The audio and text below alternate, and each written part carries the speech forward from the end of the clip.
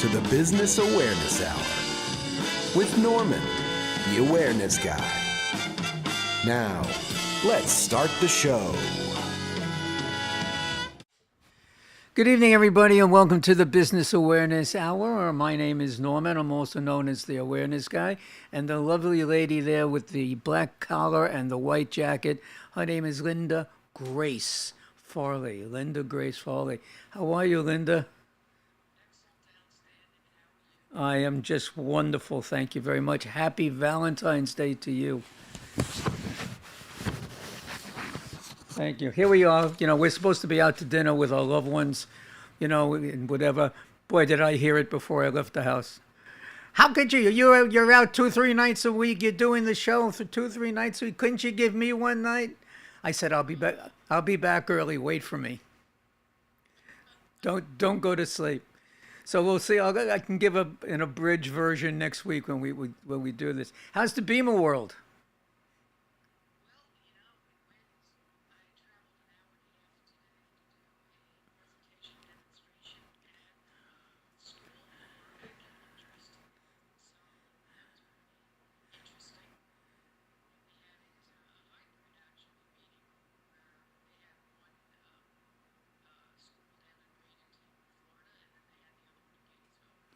So, your day successful?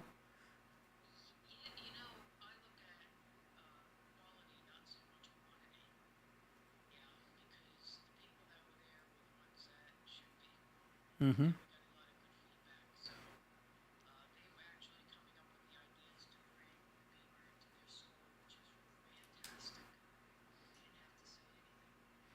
Well, we're also lucky because you had people that were supposed to be here, and we have a guest that's supposed to be here tonight too. And she's sitting there so nice and calm. I know she's ready to give us the whole scenario. So, ladies and gentlemen, let's welcome Sally Chetwynd of Brass Castle Arts. And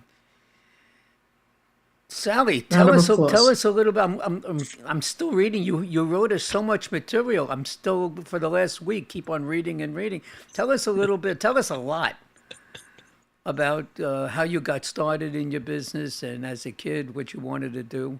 Tell us. Well, what did you expect to get from a writer? But lots of words.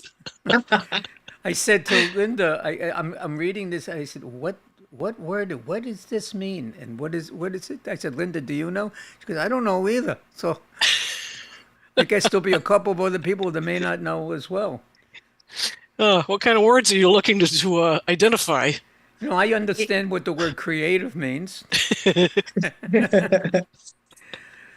Well, I am Sally Chetwynd. My company is Brass Castle Arts, and it's something that I've been running for 20 plus years as a Wow. very small side gig, just doing stuff for myself, doing stuff for friends, brochures and stuff like that. And when I got to a point, about 8 years ago, I said, no, 9 now, I said to myself, I'm getting to an age where I'm going to either not be able to commute anymore to a 9 to 5 job, or I'm going to not want to commute to a 9 to 5 job.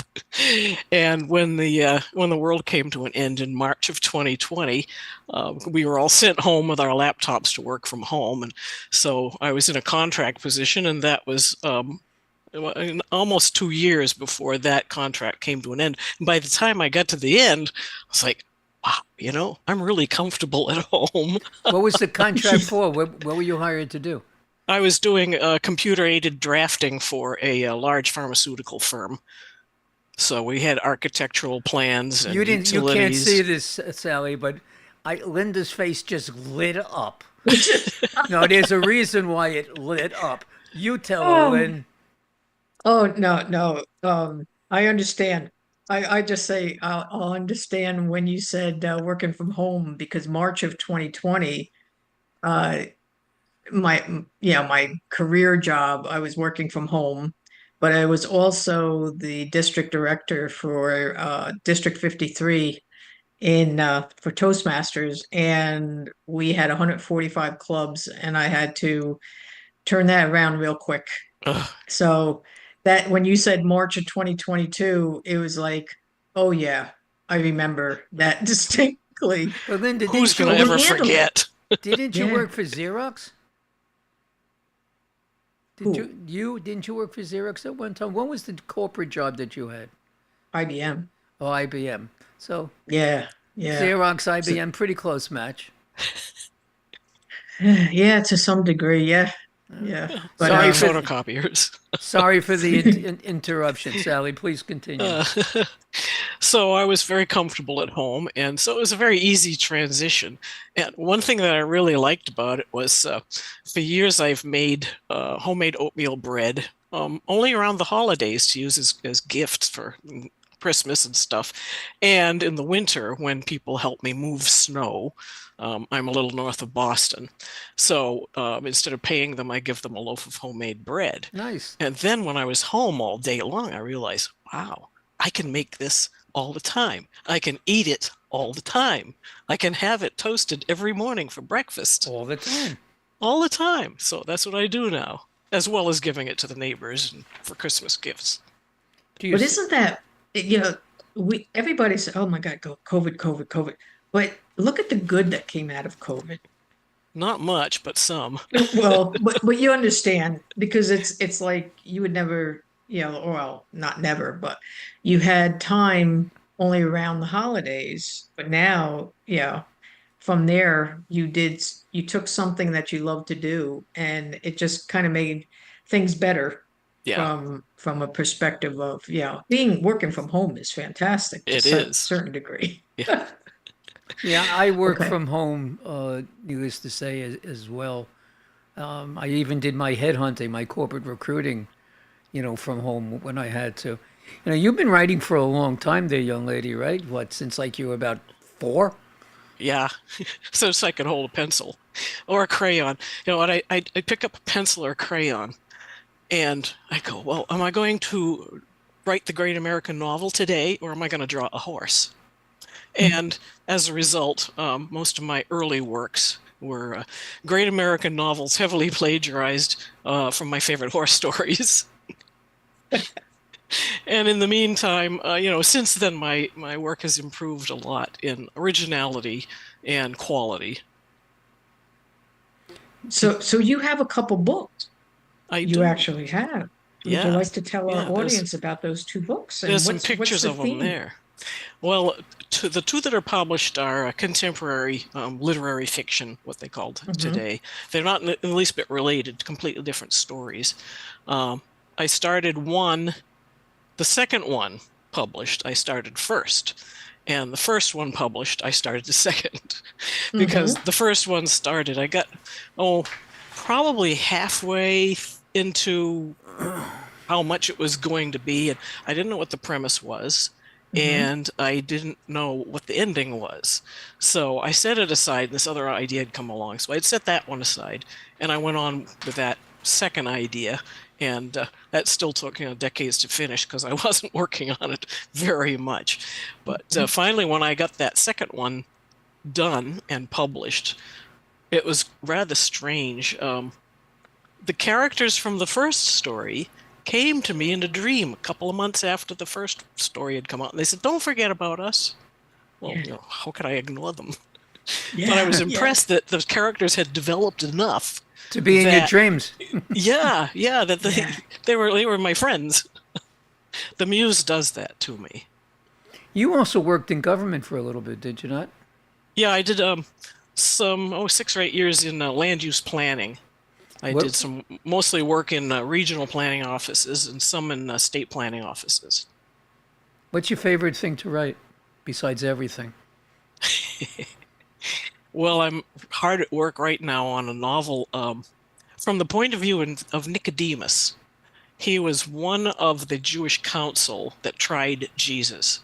And I've always wondered, what was his take on the whole Jesus phenomenon? Because it was a huge phenomenon. Yeah. And so I've always wondered, what was his take on it? So I don't think it's a religious story. I'm just having so much fun building the character. I've given him a wife, and he's got kids, he's got grandkids, and he's got these relationships with other people on the council, and he makes friends with a Roman centurion, and so all these things are weaving together, and I'm just having a blast. Are these books? Can people buy them? The two that are published, yes, they're All on right, so Amazon and we're that going to sort of do thing. this a little bit earlier than normal. But if people want to reach you and buy the books and get some information, what number do they call? How do they get in touch with you? Well, I would prefer that they get in touch with me by email. I don't really do well with phone calls and text messages. I can't record those. I can't save them. So, because I'm an electronics dolt. All right, so your email address is? brasscastlearts@gmail.com. And it's spelled just like it sounds, correct? Yep. Okay. Love your And logo. Sally, how did you come up with Brass Castle Arts? Well, that's kind of a two-pronged story. One is that I'm descended from lighthouse keepers, and traditionally they've always had a lot of brass to polish.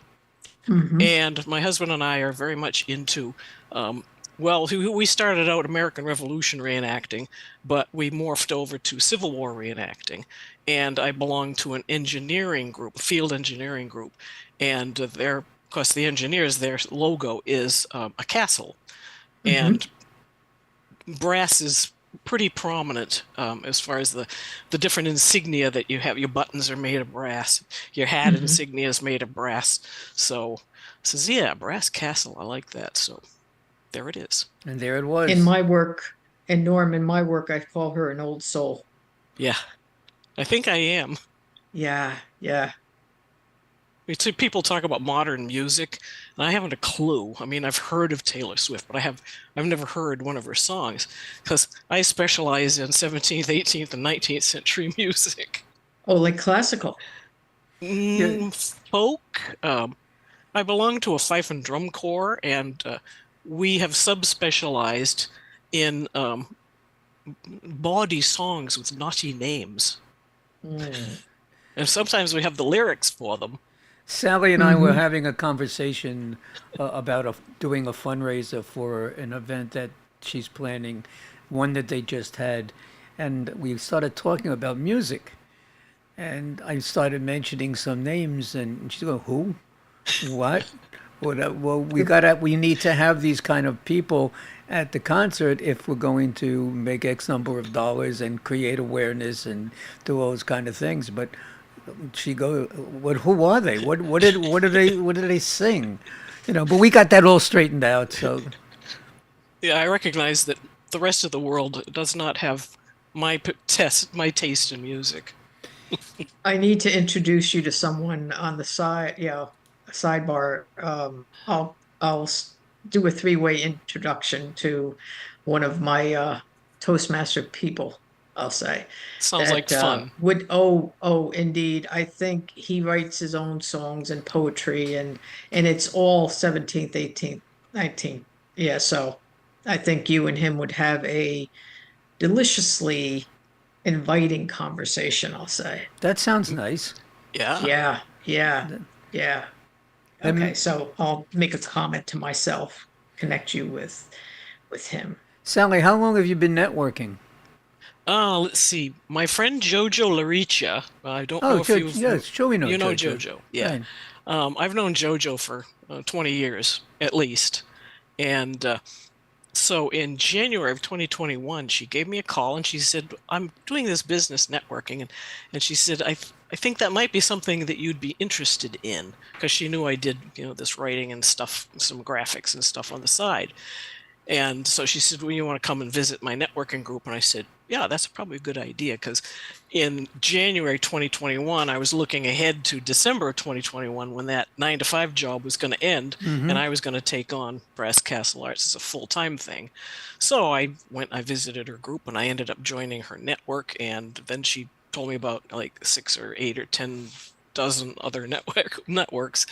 So I'm fairly active, or I attend regularly 4 networks. That's how we all met. Yeah. through network. Networking is great. Oh, it is. Yeah. Networking is great. I have to be honest. I enjoyed networking more on a personal basis. Yeah. To go to group meetings and so on. I mean, this is good. It's convenient. You can almost achieve what you can do when you shake somebody's hand. Not Yeah. quite, but all the in networking, it's more or less how you say hello. And Yeah. and what that initial impression happens to be. And I don't like to prejudge people because many times I've been wrong, but I use that as a tool. Like when ever go into an interview, and Oh, yeah. and you're meeting with the person that's doing the interviewing, and from the opening, hi, how are you, whether that's going to be a successful meeting or not. At least I can. Yeah. It's I like got comfortable enough in job interviews knowing how to do the job that I was being interviewed for that I had a cartoon from the Far Side that I would take, and we get just so far into the interview and I'd think to myself, yeah, this is a good time to haul out that cartoon. And it shows it was my work ethic cartoon, and it shows two devils in hell, and there's all these pockets of fire coming up, and there's all these workers that are pushing wheelbarrows full of coal around, and they're all sweating like crazy. And this had been posted in a place that I used to work, and they'd put the initials and the names of the people in the office on these different characters, and they put my name on the little guy that was pushing the wheelbarrow going. It's like, yeah, he's just happy. And so I'd show him that. I said, this is my work ethic. Just give me the work. I don't care. Just give me the work. talking about work ethic. How many occupations have you had so far? So far. Yeah. I think this is my last one, but I'm not so sure about that. All right. Let's see. I started out with the land use planning, which was kind of unusual because when I came out of college, I had studied that in college, and I was one of the few college graduates I knew who actually went into the work that they had studied for. Everybody else had to pump gas. It was one of those economic declines that we had. So I did that for 6 or 8 years, and then the bottom fell out of that in the early 80s. And one of the people who was a chairman of the board of selectmen in a town in Maine, and we had done a lot of work together. And he said he worked at Bath Iron Works, and he said, we've got an apprenticeship program, and he said you might want to apply for the apprenticeship. Well, there are 6 departments that take apprentices. So I thought, what have I got to lose? So I applied, and I got into the pipe fitting shop. And Wow. so 4 years later, I came out of pipe shop with a first-class journeyman pipe fitter's license. Really?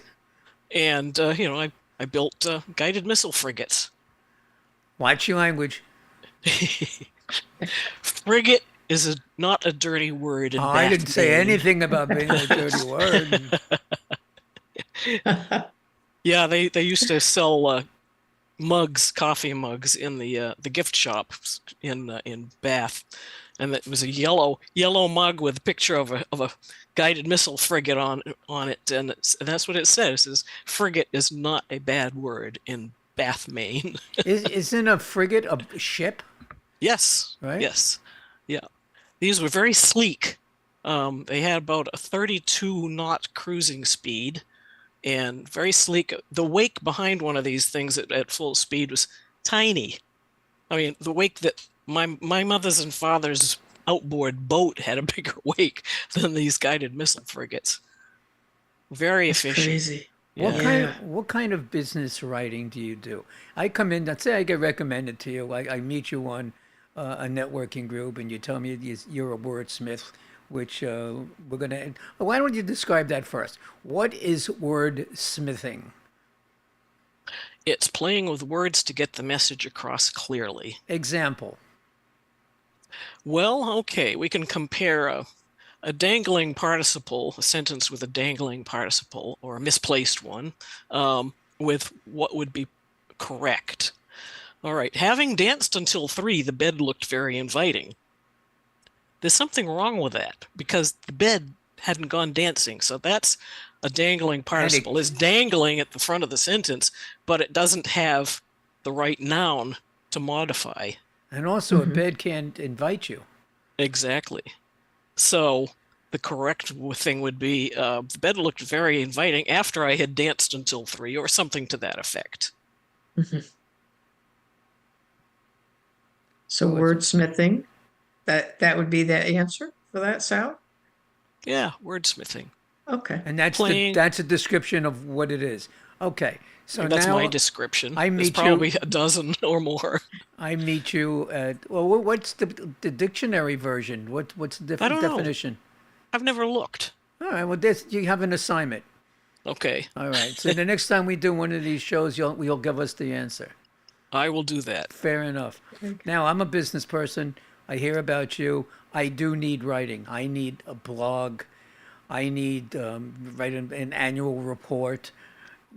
Tell everybody what it is that they do, because we want them to call you when the time is right, when they know exactly what it is that you do. And most of our people, if not everybody, are in the business world. Yeah. So let's entice them a little bit. Well, there's a lot. Well, it's not a lot of wordsmiths out there, but there are quite a few. And networking has enabled me to meet an awful lot of them. And we do tend to niche into certain areas. And actually, I'm beginning to niche into the editing more than the writing. But editing is important, because if you got something, you got to put something out, and you've written this rough draft, and you look at it, and it's like, this resembles the flying spaghetti monster, and it's scary. But the reason you wrote it down in the first place, there's a gem in there. And so I want to help you pull that gem out and polish it so that your message is clear, not all covered up with spaghetti and sauce. So Sally, I have a question. Sure. Suppose there was somebody, because there's a lot of people who have stories. Oh, everybody one- has a story. Exactly. Some are more profound than others. You Yes. would agree with. Okay. Suppose they know that they have a book in their head. Their story is, you have to ask, did that really happen? I mean, that's crazy. Would you be the person that would be able to write the words or actually write the book for them if they told you their story? I probably could. That would be ghostwriting. Correct. Okay. I know quite a few ghostwriters now who are experienced in that. So I would most likely direct them to someone who does that specifically. Question for you: a ghostwriter. Let's say I'm writing. I have this book in my head, and part of the book would be that, and this is a fact, that I've been on stage hosting concerts with some of the most famous people in my genre of music, and so I can name 20 people. How do they come up with enough information to fill a page, like say a page a person, or page a, Oh, a that's story? That's probably pretty easy. You'd have a chapter per person, probably, and you'd explain that particular experience working with the person, the famous person, and anecdotes from that famous person's interview, things that happened in their lives, that sort of thing. Yeah, you could probably fill a whole lot more than a page. I'm listening to you talk, and I'm thinking some thoughts are coming back to me. I've had very interesting stories that have happened. Speaking of which, you must have come across a number of interesting stories in your business career, in your writing career, in your baking career, in your real estate career, and your career. Tell us one or two of them. Oh, let's see. There are so many of them, but right now I'm just really focusing on like other people's stories, like this nonprofit that I'm involved with. We had this this benefit concert in November. Right. The story of the people around whom they are the nucleus of the story, and it's a horrific story, and it's a heartwarming story, and it just needs to be written. So I've been doing some research. I've been interviewing people, this organization is called the Trooper Black Foundation. It's named after Maine State Police Trooper Charles Clinton Black, and he was killed in the line of duty responding to a bank robbery in 1964 in my hometown. I was 10 years old, and I never knew the man. But being 10 years old and the fact that my mother was the local news correspondent, this stuff was, talked about in the house. And actually, that story went national. It was AP and UPI in less than 24 hours because it was so unusual.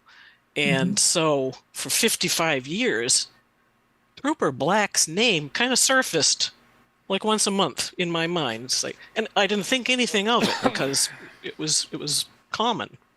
It just happened, and I wasn't traumatized by it because I never knew the man. But when I was doing the proofreading on the second novel, in which there is one of the secondary characters, a police officer who's a good friend of the main character, I wanted the story to reflect that police aren't our enemies. They're not out to get us. And it was very subtle. And if it reaches somebody, that's good. I'll never know. But I was in the middle of the proofreading, and this thought came blasting into my head. And it said, you have to write a dedication to Trooper Black for this book. It's like, well, what's that all about? So I wrote it. And when I got home, I told my husband about it. And he said, well, you got to get in touch with the family if you can find them.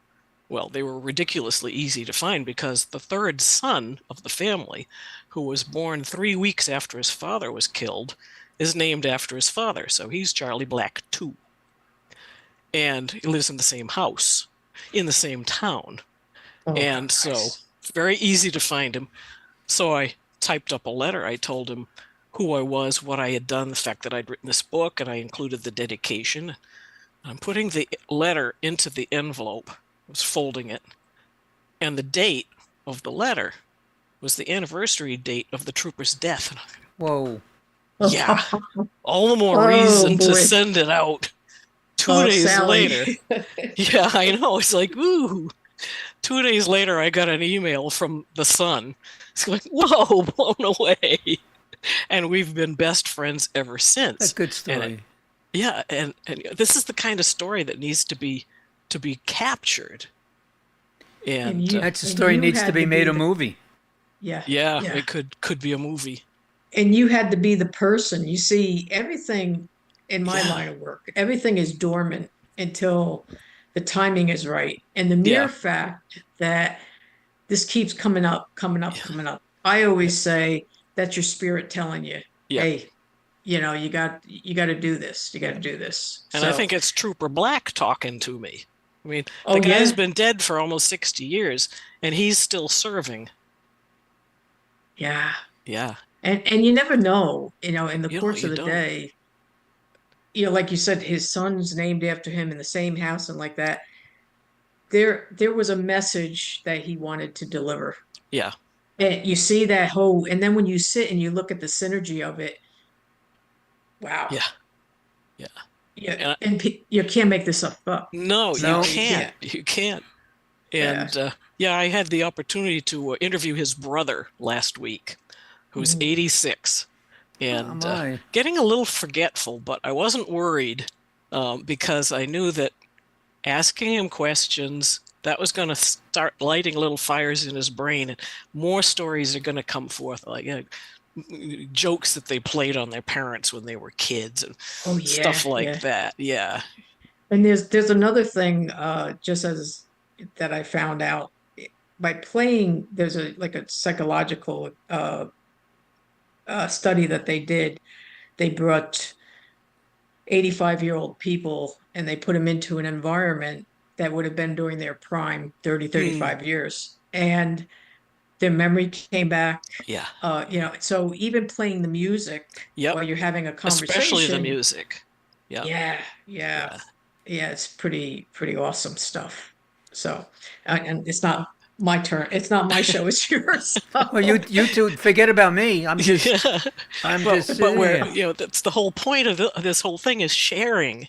No, for it's sure. it's sharing Yeah. and letting people know whom and what you are. Yeah. And Yeah. what you're all about, so they will make that phone call when they are ready to need a ghostwriter to write a blog or so on. Tell us about the Muse. The Muse, yeah. Oh, the Muse. You know, the writers talk about the Muse. Either the Muse comes knocking or the Muse is elusive. It's like, no, the Muse tells me very clearly what I am going to write, and it's not in the least bit polite. And if I ignore it, it will not let me be. It's worse than a terrier. So I wrote this little short story. It's about Abraham Lincoln, and it's told from the point of view of a ghost flag that lives at the top of the flagpole at Lincoln's tomb. And it's about 4,000 words. And, well, with my fife and drum stuff on the 4th of July, we're very busy. And so in 2008, I had been in the 3 4th of July parades. And, of course, you know, it's summertime, it's blistering hot. So I was tired, and we had some relatives over in the evening, and we had, you know, hot dogs and hamburgers and coleslaw and all of that sort of stuff. So, and my husband was, he's just recently retired, but he was a professional portrayer of Abraham Lincoln for, well, like 35 years. So whenever we got together with any number of people, there were always stories about Lincoln.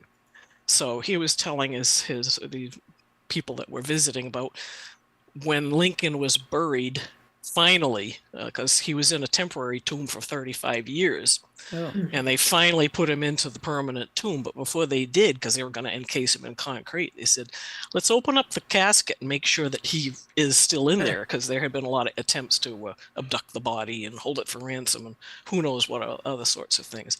So they opened it up, and he was looking pretty good. But, you know, you consider that he was re-embalmed like every other day for about 2 weeks so that they could have viewings on this trip back from Washington to Springfield, Illinois. He was thoroughly pickled. So his skin was dark, but he was relatively intact. But on his chest, it was a black frock coat, there were these little bits of red, white, and blue fabric. So they figured it must have been somebody at some point must have placed a little cotton flag on his chest during one of the viewings, and it had disintegrated over the years. So he's telling them the story, and I'm standing at the sink and I'm washing dishes, and I'm just punch drunk tired. And I just get this idea. It's like, wow, what those little bits of flag might say if they could talk. Well, of course, that's all I needed. So I went to bed early, and about an hour later, you know, rapping on the inside of my head, wake up, you have to write this story. And it's like, ugh. So I wrote a few things down, go back to sleep. 20 minutes later, bang, bang, bang, bang. Hey, you're not done yet. This went on all night long. So I had the complete framework for the story by morning, and then I spent 2 days filling out the factual details. And how long did it take you to publish it or put it out there? I've never published it formally. I've printed it myself, and I've got a little cover for it. But and I sell it for $5 when I'm at book fairs and stuff like that. Speaking of selling it for $5 and so on, it's time now for us to take a break and pay some bills. So everybody Okay. stay tuned with us, and we'll be right back. My name is Lisa Rodino. I am a commercial loan advisor and broker. Have you been finding that your business's cash flow is not where you need it to be? Have you found yourself taking from your personal accounts to meet your business's obligations? Have you found that those quick solutions of quick money are starting to get awfully expensive? My job is to find the right funding products for my clients so they can get back to working in their business and give me the task of finding the best options for their situation. Give us a call today to learn more. 516-268-0350.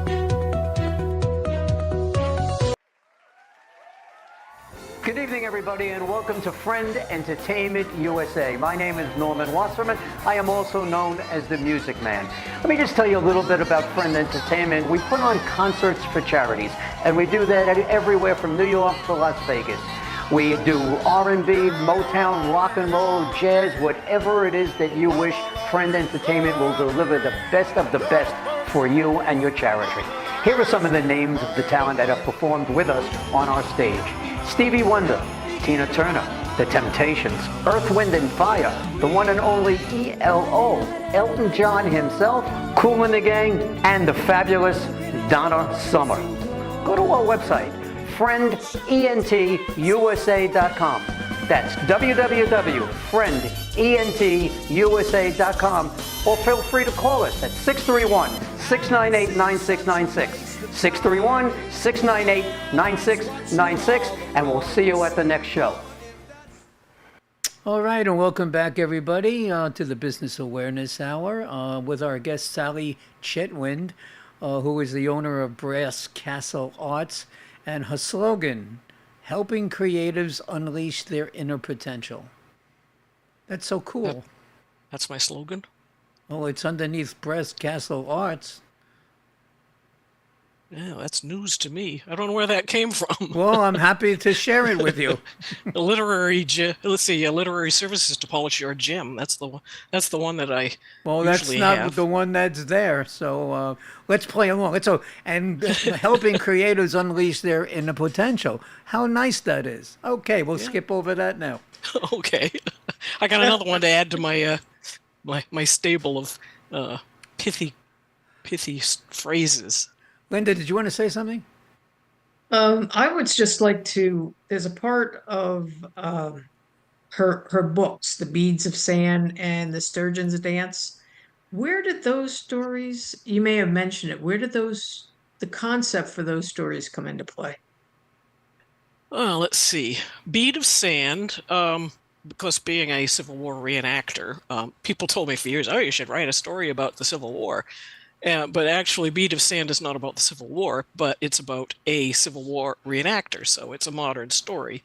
And we had a very good friend who worked at one of these museum villages, and so I developed this story about a Civil War reenactor meeting one of these museum employees, and a relationship develops. And the grandfather in that story, I don't know where he came from, but I really like him. He is just plain cool. The second story, the two main characters are linked from birth psychically, but they never meet until they're in their 30s. And so the one comes into the other's office as a consultant, and this psychic link manifests itself very strongly. And they spend the rest of the book trying to figure out what on earth is going on. So that was quite a challenge. That was the toughest writing I've ever done, but I think it was kind of like boot camp for this nonfiction book about the Trooper Black story that I started working on some years ago. Did they ever But find you know out? what I find? Oh, I'm sorry, Mark. No, go ahead. Because you know how I get pulled in, right? Well, you know what I find fascinating about it, Sally? You give the characters, like, I mean, people will see things and say, okay, like the Civil War, but it's oblivious to them that, oh, well, this is just a Civil War. But the characters within the Civil War, how did they get over here? I mean, you hear the story on that, right? And they're fighting against their cousins or something. You're giving an insight into possible character that existed during the war, which gives, when you do that, all of a sudden it pulls people out of their, oh, this is meaningless, and then puts into something relatable. Because you're creating human characters with personalities. Because that's really what stories, any kind of a good story, it's about a person. Generally, it's about persons or people. And a lot of it's ordinary people that are caught up in extraordinary times. Yes. And how they respond. But you know, I have to go out and buy these books right now. Because I agree with you totally. Hands down, I suspect that I will be up all night reading them because I won't be able to put the book down. How many pages are each book? They're both in the 300-page range. Are they large print? Not yet, but they aren't tiny print. I was being finished. cute. Yeah, I finished reading a book by Daniel Kahneman called Thinking Fast and Slow, and it's about the two systems of our brain. The one system is the emotional one, and it's like, you have a problem, you have a question. Hey, call on me, I have the answer. It might not be the answer, but it's close enough. And system two is the logical side, the reasonable side, and but it's lazy, and it sits back and goes, yeah, I'll let system one answer the question. That's fine, that'll work. Where can your clients, where do they come from? Do you just the States or Europe or Asia? Well, so far it's been all the states. I've got one who is 10 miles away from me. I've done some work for a woman that's about 40 miles away. I've got a client who's in Florida, another one in Connecticut. Let's see, who else have I got? Oh, yeah, and I've got a civil engineer who sends me drafting work. He's 2 or 3 towns away. I kind of like to keep my hand in, You have a word here, and I'm trying to figure out where it comes from. It's called BEOW, BEOW. What does that stand for? That's the initials for the non-fiction book. It stands for Beyond End of Watch, and the subtitle is Police Families Surviving Line of Duty Deaths. Oh, wow. I'm sorry, go ahead, Lynn. No. I'm literally just blown away by everything you're saying tonight, Sally.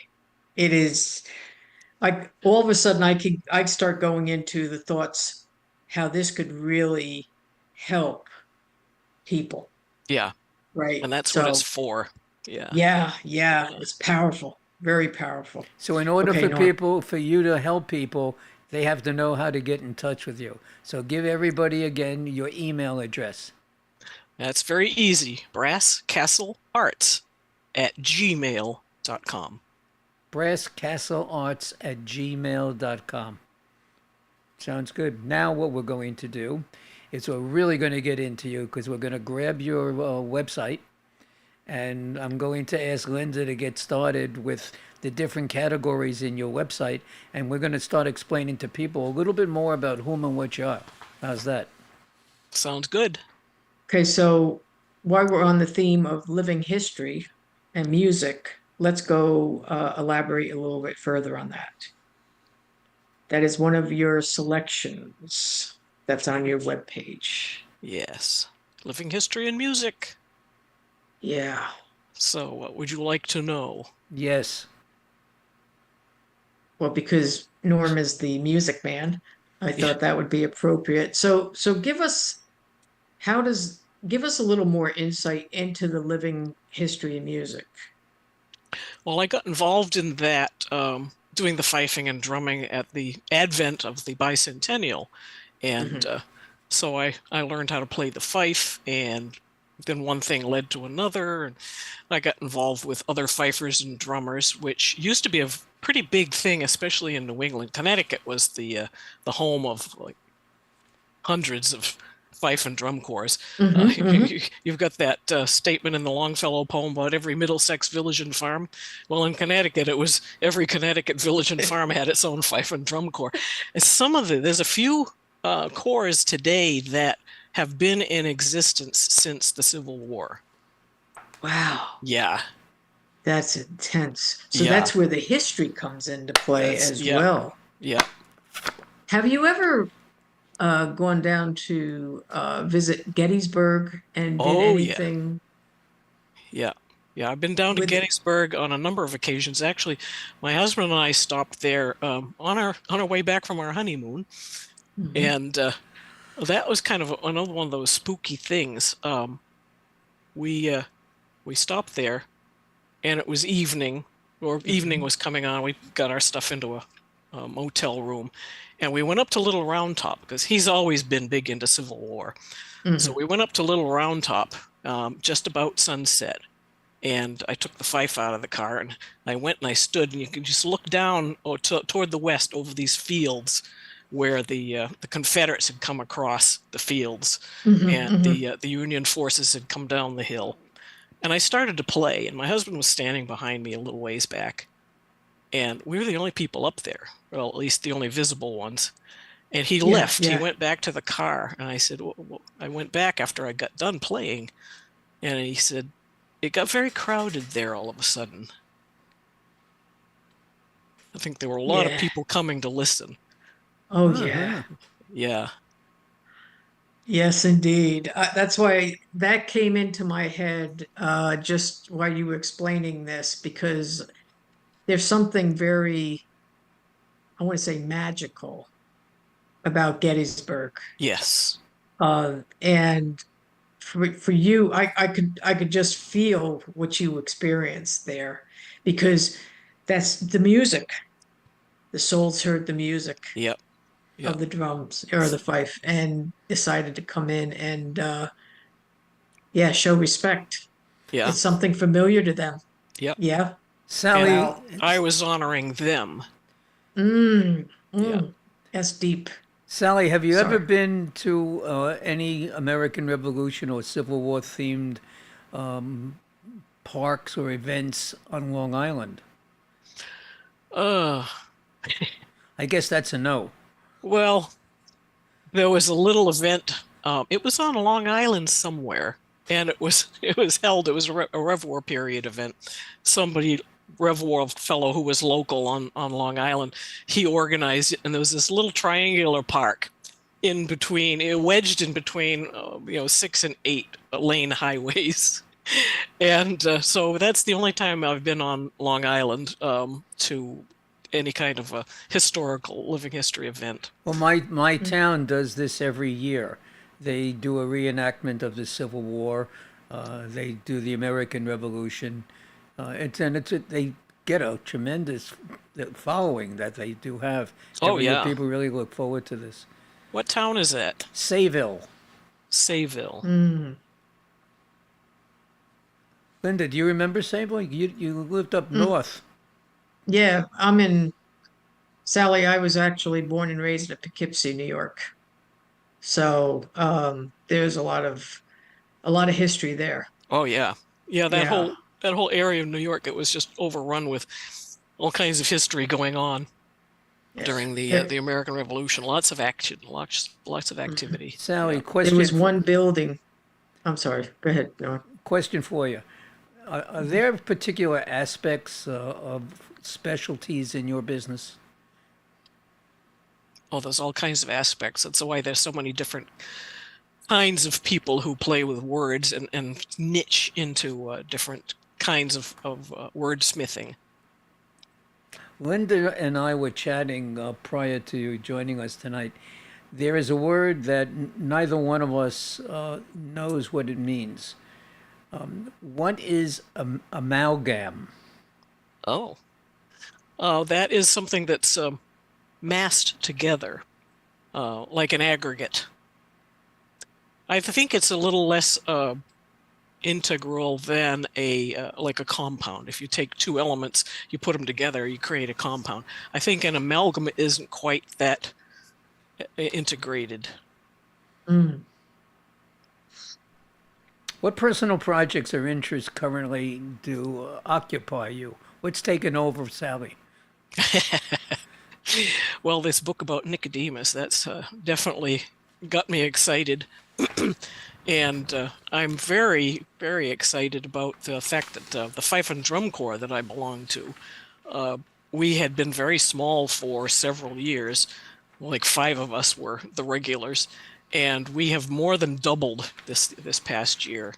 And it's so wonderful to be able. We have enough people to play like 3-part music, and we've got four people in the drum line now. It's like, wow. It's so nice to be able to play with that many people. You must get involved with a lot of different events, whether it be fundraising or trade shows or such. Do you have anything coming up? Anything you want to let anybody know about? Right now, it's kind of quiet. Nothing on the immediate horizon. Okay. Personal projects. I would imagine all of us have personal projects that kind of like we want to deal with. What about you? What kind of special projects besides the two books that you're doing do you have in mind? Well, lately I've been I've made a personal project out of clearing off the table I use for a desk here in the office. September, October, and November. Usually September is a crazy month. I don't know how my husband and I found time to get married because we were married in September, and ever since then we don't have time to go to the bathroom. And it'll be October or November, and we'll be sitting there watching the Idiot Box, and one of us will turn to the other and say, "We had an anniversary recently, didn't we?" Yeah, we did. Maybe we should go out to dinner. And so we do. Well, this past year, not only September, but October had to, get involved. And then November had to put its 2 cents worth in. So by the time December came along, I was kind of worn out. But so I spent December and most of January picking up. When you're busy like that, any open space in your vicinity becomes a staging area for stuff. So I now have a table. I found a table holding up all my stuff, and I have a place to put my elbows. And So, pretty. so, Go ahead, Lynn. Go ahead. go ahead. So what comes to mind as you're talking? You're living in the now. Yeah. You don't, oh, what's tomorrow? I don't want to, you're living in the now. Yeah, that's really intense because a lot of people they're so wrapped up in the past or the future Oh, yeah. that, oh, I have to do this, I have to do that. No, you're just experiencing the now, right now. Yeah, Yeah. right now. Yeah. Yeah, I double word. decided. Yeah, I decided in December. I was like, I'm not going to give myself a guilt trip over this. I'm just going to do, and what's important will get done. And if it passes by and doesn't get done, I guess it wasn't that important. Mhm. Can we go back to your website for a second? I'm on the Sure. graphics page. Graphics What page. would be the type of project if someone came to you? Do they ask you to create graphics for their web page? Could you elaborate what would you cover in response to graphics? What's the spectrum of your services for the graphics? Well, I have Adobe Photoshop, which is very nice to have, and I certainly don't have the greatest skill with it. I mean, it's such a vast program. There's so much you can do with it, but I do with it what I have fun doing with it. I've done my book covers using the Photoshop, my own designs. And then you can see on the website, I've got some posters there. Nice. And I've got some, I've done brochures. And if somebody just needs a picture that they want to enhance a little bit for some purpose, whether it's for their website or for the book cover or a newsletter, I can play with it. A friend of So if mine they- had me do a book cover for her. She had taken a photograph. She's from Iowa, and she lives in Massachusetts, and so she's written these personal essays that compare life in Iowa to life in Massachusetts. And so she is a joyous person. And so this picture of corn hanging over a wooden fence next to a dirt road, and it's just green and yellow and just full of life. So she had taken this photograph to somebody that she knew, and that woman said, "Oh yeah, I'll do a book design." And she come up with these designs that were morbid and dark, and just like, nah. So she was discouraged about that, and I said, "Well, let me have the photograph. I'll play around with it." So I played around with it, and I came up with something she really liked, because it was bright and sunny. So if someone was to come to you and say, I have these, all right, I want to do an event, like Yeah. Norm was saying, okay, and I want it to be in October, right? And it's a fundraiser for whatever charity.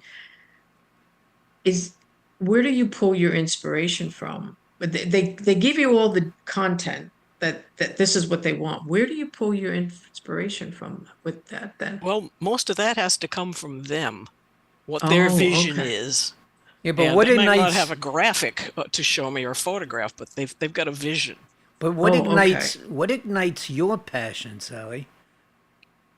Oh, everything. All right, that's honest. That's good. I just, well, this one thing I really like about this networking is I meet fascinating people, and Yeah. early on, I got to wondering. It's like everybody is so passionate, and so what's that all about? I meet them and they say, "How can I help you?" It's like, wow. And then I got to thinking about it. I thought, if they weren't passionate, they wouldn't be networking. Now, there are some exceptions to that, but most people who are networking actively, they're passionate about what they're doing. Yeah. Well, lots of people. This is how they get their next meal. Yeah, You know, they're searching for business, and that's where the passion comes from. Because a lot of them get hungry, including Yeah. me. I get hungry. but we can be hungry or be looking for work to pay those bills and put food on the table, and we can be miserable about it. It's like, Well, I've that's got what to you go do to when you work. network. You are looking for work. Yeah, but the attitude is what makes the difference. So, I used to help my husband. He worked in commercial cleaning for decades, and so I was a call on person. If his boss had somebody that called out for the night or for a week or something like that, he'd call me and say, "Oh, can you clean such and such office this week or whatever?" And I'd go in and do that. And you can consider that drudgery, but you bring grace to the work by appreciating the fact, yeah, it needs to be done. I'll tell you one funny story. I was cleaning it was a big office space, and they had like 5 stalls and 2 bathrooms, one for the men and one for the women. So I'd take the bowl cleaner bottle and I'd put a swirl around in the top edge under the rim of each, and I go do both of them. Then I'd come back and I'd start cleaning them. Well, by the time I came back to the first toilet, some minutes later, the blue potion had made this absolutely exquisite pattern on the white bowl. It was like a starburst. It was gorgeous. I didn't want to disturb it. It's like, You found here I am getting geeky over a toilet bowl with cleaner on it. Well, not many people can do that. Not many people can do that. Quite good. Not many people can do also what you do with your business and with your life. And we're gonna have to say thank you for being here tonight. Believe it or not, the hour is gone already. Yeah, it doesn't take long. No, it doesn't. It doesn't. And you've been in nothing short of a fabulous. We haven't even gotten to the rest of your information, so you're gonna have to be back. I guess But there's so. only one way you can come back. You gotta for Linda and for I. We both want a bread.